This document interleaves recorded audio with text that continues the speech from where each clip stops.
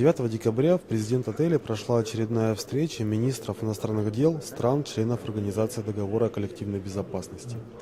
В УДКБ входят Армения, Белоруссия, Казахстан, Киргизия, Россия, Таджикистан и Узбекистан. По своему содержанию УДКБ является прежде всего фактором военно-политического сдерживания. Официально государства-члены никого не рассматривают в качестве противника и выступают за взаимовыгодное сотрудничество со всеми государствами. При этом УДКБ остается открытой для присоединения к ней других государств, разделяющих ее цели и принципы.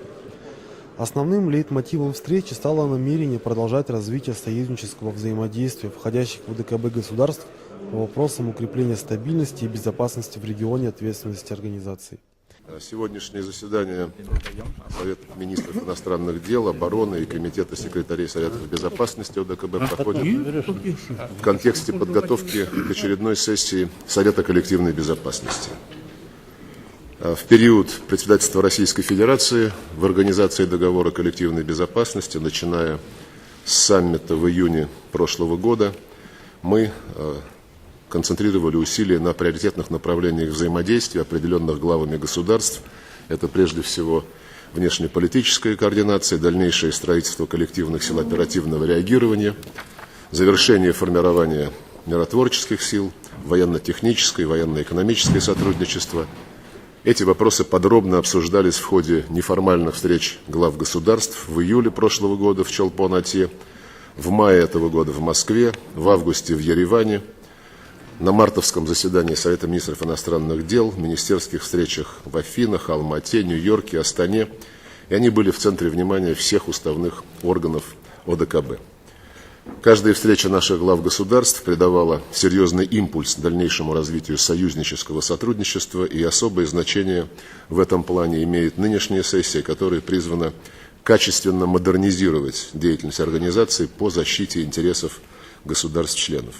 Самый главный момент этой встречи, как подчеркнул российский министр иностранных дел Сергей Лавров, касается внесения изменений для повышения эффективности в сфере чрезвычайного реагирования нашей организации.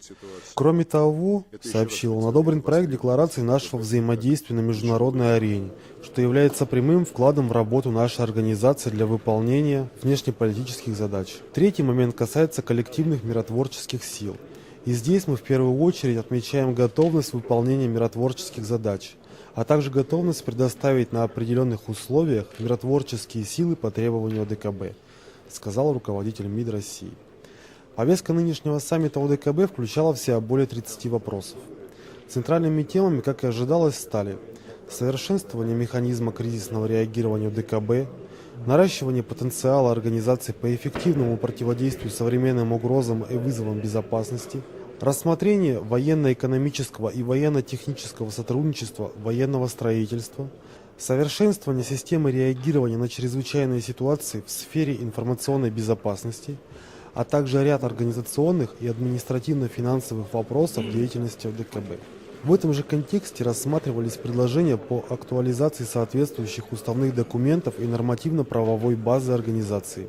На заседании руководящих органов ОДКБ удалось согласовать все вопросы. Итогом московского саммита стало то, что на заседании руководящих органов ОДКБ удалось согласовать все вопросы и подготовить ряд ключевых проектов, в том числе о повышении эффективности организации в сфере чрезвычайного реагирования и применения миротворческих сил.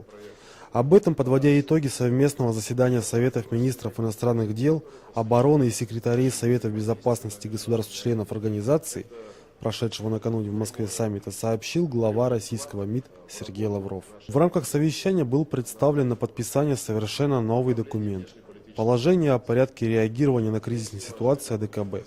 Этот документ регламентирует алгоритм работы постоянно действующих рабочих органов, предусматривает проведение экстренных консультаций и принятие решений о мерах, направленных на предотвращение кризисной ситуации.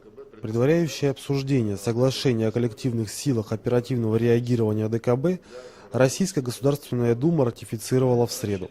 Согласно заключению профильного комитета по делам СНГ, КСОР комплектуется выделенными сторонами воинскими контингентами и формированиями сил специального назначения, которые оснащаются современным и совместным вооружением, военной и специальной техникой в соответствии с согласованными сторонами требованиями. Депутаты обосновали необходимость принятия документа тем, что в зоне ответственности АДКБ Наблюдаются осложнения военно-политической обстановки и рост конфликтного потенциала в районах, непосредственно примыкающих к территории государств, членов организации. Среди проблемных регионов указана граница Киргизии с Афганистаном и Таджикистаном. Конкретика по этому документу, в том числе и статус и процентное соотношение войск стран в общем контингенте, будет обнародована после обсуждения их Советом безопасности ОДКБ 10 декабря. На нынешнем саммите Россия передаст годичное председательство ВДКБ Белоруссии.